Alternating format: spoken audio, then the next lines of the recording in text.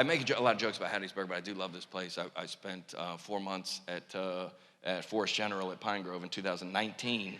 And yeah, it's unbelievable. It was unbelievable. Last November the 6th, I just celebrated 5 years sober. So it's a miracle. A miracle. Yeah. A lot of good people over that hospital. And I remember I was so sad to be in rehab. I remember coming down here and I was like, man, this is terrible. And then I got to the city of Hattiesburg and go, oh, it's even worse. And I'm just kidding. It's a beautiful city, and I say a lot. There's so many people in this city that people that kind of knew me when I came down here. And the first week, everybody's like, "What are you doing down here?" I was like, "I'm on a golf trip." And then I was like, "You're here for 4 months, and you're in Hattiesburg. There's no way."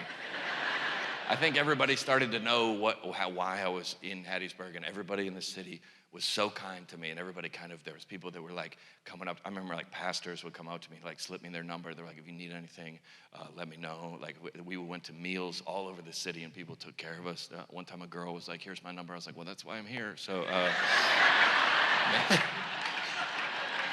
maybe don't do that, but you can look that up. Don't look it up, but anyway. But it is. But there's a lot. I would say this: that there's a lot of people I was in treatment with. I was probably in there with 50 or 60 guys, and there's probably 4 or 5 of them that have not made it. That they've passed. That they had a lot of addictions, and it gripped them too heavily. And I always I think I said this last time I was here. One of the guys, we were all in a group text when we all left Hattiesburg. We're on a group that we're going to stay sober. We're going to stay strong. We're going to go to meetings.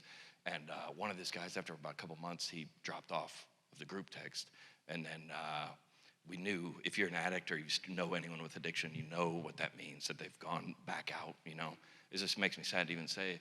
And then there was another month went by and this got way too serious. My bad. You're like, I thought this was a comedy show. People are crying now. My bad. Anyway, we're going to pass around the buckets. If you have a couple dollars, we do this.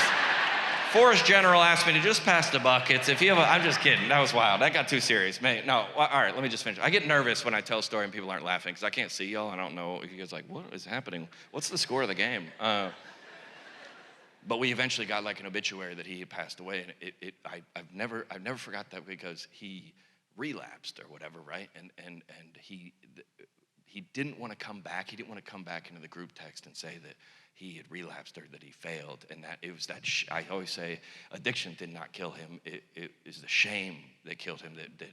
That over death, like either the enemy or the devil or whatever you want to call him. If you're not a Christian in here, that doesn't matter. Well, it does matter, but well, it matters the most. But no, whatever was whispering to him, if you got back into that group text and all those other guys that are sober, if you told them you relapsed, that they would make fun of you, that they'd be embarrassed of you, that you're a failure, and it was the devil that whispered to him so loudly that he couldn't overcome it, and the devil whispered to me, and many times, and I'm lucky to have made it on the other side. And if I ever came back to Hattiesburg, that I would tell y'all thank you.